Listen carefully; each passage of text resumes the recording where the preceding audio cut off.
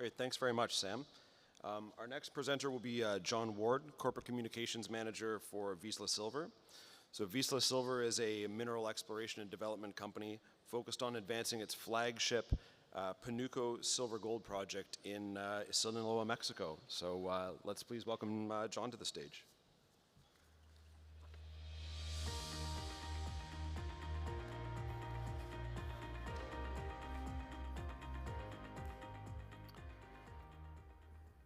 Hello, everybody. It's great to be back at this conference again. We were here last year, and yeah, it's definitely great to be back. Here representing Vizsla Silver. We're listed on the NYSE and the TSX under the ticker VZLA, and we're focused on developing a world-class silver asset in Mexico. I will be making some forward-looking statements, so feel free to read through these at your leisure. Vizsla Silver's vision, and it's a vision that we've had for quite some time, is to become the world's largest single-asset silver primary producer through the exploration and development of the Panuco District in Mexico. So Vizsla Silver's vision is first silver in 2027. And you see the demand for silver as well has been growing quite substantially. You have the physical, obviously, but the industrial usage is where it's really starting to take off. In particular, as you see the photovoltaics industry, it's grown 21% annually since 2020, and it seems to be continue to grow. A quick company snapshot. We have a little under 300 million shares outstanding. You'll see the 52-week trading range. It's saying that it's a high of 273. Slightly outdated. If you look at this morning, I think we're trading well above that $3 mark. We have substantial analyst coverage. So we have 9 analysts across various establishments covering us with price targets that are quite higher than what we're trading at right now. If you're in this conference last year, we were trading at $2.43, I believe, Canadian. And as of just before walking on stage here, we were trading at around $4.35. So it's a nice about 80% upside if you listened last year and invested in the company over the past year. So we have some great shareholders, very heavily institutionalized, as well as 15% of management still owning. So we have skin in the game. We have Franklin Templeton as one of our top shareholders there at 12%. Obviously, the Sprott Group, and Craig Parry there, who's our chairman. So the leadership is, if not more important than the actual asset. So we have Michael Connett. He's our founder and CEO. He is also the founder and CEO managing partner of the Inventor Capital Group. He's been responsible for raising about $800 million since 2017, not just on Vizsla Silver, but across the group there. Craig Parry, our chairman, also a co-founder of Inventor Capital. You might know Craig. He's an industry veteran. He's a director of Skeena. He was a founding director of NextGen, former CEO and founder of ISO Energy. 25 years experience in the game. He worked for Rio Tinto as well as an exploration geologist. Speaking of exploration, we have Jesus Velador on our team as well as our VPX. He has a doctorate in epithermal deposits, is what we're seeing over and at our Panuco District. He was a former geologist for Fortuna, as well as the director of exploration for First Majestic. Eduardo Luna was also on our board. He is an industry veteran and a Mexico Mining Hall of Fame member. And has sat on a number of boards. He was on Wheaton Precious Metals board, as well as being executive at Peñoles. Finally, Simon Smerlik. So Simon he's always been the director since the very beginning of Vizsla Silver. But as of last year, he left his COO role at Ausenco Engineering and joined Vizsla as the COO full-time. So he's been the one responsible for really putting the Panuco District into production. He's had a hand in building about 43 mines over his 30-year career, so he is a true mine builder that has joined the team.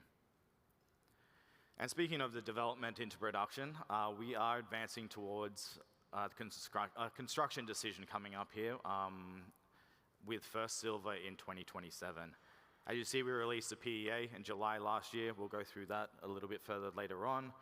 We've done conversion drilling at the end of last year, provided another resource estimate at the beginning of this year, submitted some permit, a MIA application and some ongoing permitting, and we're looking at a feasibility study, releasing that in the second half of this year. That'll then lend to the construction decision, mine financing, and then construction in 2026 to 2027, and looking at second half of 2027 at the first pour of silver. So Vizsla Silver is a true Tier 1 silver development project, which has tremendous also growth potential. So we have that fast track to production with the feasibility study coming out in the second half of this year. We're well funded, over $95 million US in the bank, as well as in the money options. We are carrying zero debt at the moment, and we are continuing to de-risk the project. Not only that, there's the exploration upside to this project. We have a growing land package. We've actually quadrupled our land since the beginning of last year, with significant upside. Only less than 67% of the entire project has actually been mapped, and 30% of the known vein targets that we have out in the project have been actually explored. So look for us to fly some geophysics as well across the project. Obviously, community is very important. So we've very heavily invested locally. We invest heavily in infrastructure projects, as well as rehab projects across the district. And over the we also hold health fairs as well. We've partnered with the Venados baseball team, with the Mazatlan baseball team there, and we hold health fairs with them. And we're seeing more and more people attend those health fairs and coming from further and further afield. And onto the project. So it's a district scale, 100% owned. The first time it's really been fully consolidated and applying modern day techniques. As I said, we've quadrupled the land package, so we're sitting at about 40,000 hectares across the whole district now, and has excellent access to infrastructure. There's 2 highways that bisect the project. We have high tension power lines running in parallel. We have the town of Mazatlan, so you fly into the national airport, turn left and you're at the resort town of Mazatlan, turn right, you're about 45 minutes down the highway, and you are at our project. So much so that to date, Vizsla Silver has drilled 375,000 meters without having to build a road. And we're further advancing this project to production. We have a fully permitted, fully funded test mine that is currently in development. And we're again targeting silver in that H2 of 2027. Talking about infrastructure. So as I was saying, that we have 2 highways that bisect right through that project, as well as the deep sea water port in Mazatlan, the international airport in Mazatlan, and also a railway network that runs up and down the west coast there. We also have access to power with 2 high voltage power lines running right across the project as well, running parallel to those highways. As well as access to water, which is obviously very important for these kinds of projects.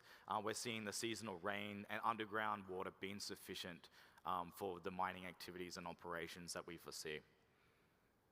Also, the town provides local services. Mining in this town dates back to the conquistadors, so they are very familiar with mining. So we announced in January of this year an update to our maiden resource estimate. We're now sitting about 360 million ounces of silver equivalent. And it was the first time we saw indicated being converted over to measured. So we had 30% of conversion over from indicated to measured. But overall, we saw an increase in grade. We saw an increase in contained ounces, which for doing a lot of infill drilling, it was great to see, and further de-risking that project. Some further PEA highlights. So this is based on July 2024, and it was based on a PEA with a cutoff of September 2023. So you see the metal prices. I remember when we first put these out, people were saying that they were a little too high.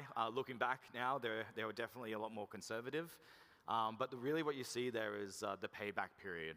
With $224 million capex on this mine build, we're seeing a payback period of 9 months. And obviously, as those metal prices have changed, that has come down even further. Based on the PEA, as you can see, we're looking at very conventional mining, very conventional processing. We want this to be as vanilla and as simple as possible, with 85% of long holes, should I say, and 15% of drift and fill, which would be closer to that Kapala town. So we're looking at a 3,300 ton per day mill in the first 4 years of mine life, and ramping that up to 4,000 tons per day as Napoleon and the other veins come online there. And again, $224 million capex and an 11-year mine life. And that is just to begin with. We have the site layout here. As you can see, we have a buffer from the town of Kapala.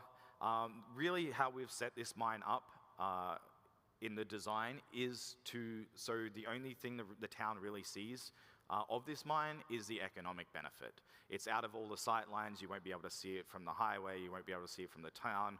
We're performing seismic testing as well with the blasting that we're doing at the Kapala portal, just so that the town is not disturbed. And as you see, the production profile, we're looking at the first couple of years of mine life of over 20 million ounces, a 15 million ounce. Over the life of mine, we're looking to increase that, obviously, as we come into the feasibility study, generating over 250 million free cash flow after tax in the first 2 years. Key areas of enhancement that we have, we completed the infill drilling at Kapala there, as well as continuing to expand the drilling, should I say. The optimized met work as we continue to get down underground at the Kapala structure there, as well as optimized mine design. So having this fully permitted, fully funded test mine that will be the main portal of access for those first few years of mine life is very important, not for just our geologists to get underground, also for the met testing, also for us to also be testing our contractors. So when it does come time to continuing to build the mine, we are all ready to go. So as I mentioned earlier, we're de-risking and the expansion of Kapala, which is leading into that first few years of mine life. We performed a 10,000 meter infill program, as well as an expansion, 5,000 meters worth of expansion drilling as well. On that test mine, we have a fully permitted 10,000 tons. It's 70 meters below surface. It's about 169 meters of ore development with a 10-ton bulk sample there. So this will be the main port of entry as well into that first few years of mine life. So yeah, very, very important. As I was saying earlier, we do run a dual track strategic plan here at Vizsla, both putting the Kapala Panuco area into production here, but also with the exploration upside. So we have a 10,000 meter exploration program currently running. We have 2 drill rigs turning in the center and the eastern portion of the district. So look to see results from that. We already received some great results at the end of March of this year. We had in that central district from Animas, 5.8 meters true width, 653 grams per ton of silver and a 4.26 grams per ton of gold. So we have 5 main areas over in the center and the center and the eastern district, should I say, that we're looking for the exploration, as well as expansion opportunities in and around Kapala. We also, I'm running out of time here, but we quadrupled our land size with the pickup of La Garra, San Enrique, and Santa Fe. Santa Fe just recently, in the past couple of weeks. It has a fully permitted and operating small 350 ton per day mine on site. And we're looking to be the next Mexican billion ounce silver district. There are already 8 in Mexico.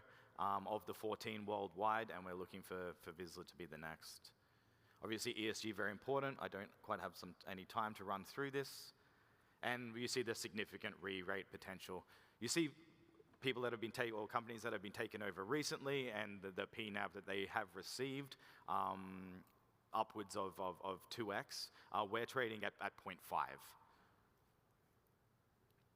And some key catalysts. Look for the bulk sample test mine, optimized MET, the feasibility study coming out in the second half of this year, as well as the ongoing exploration.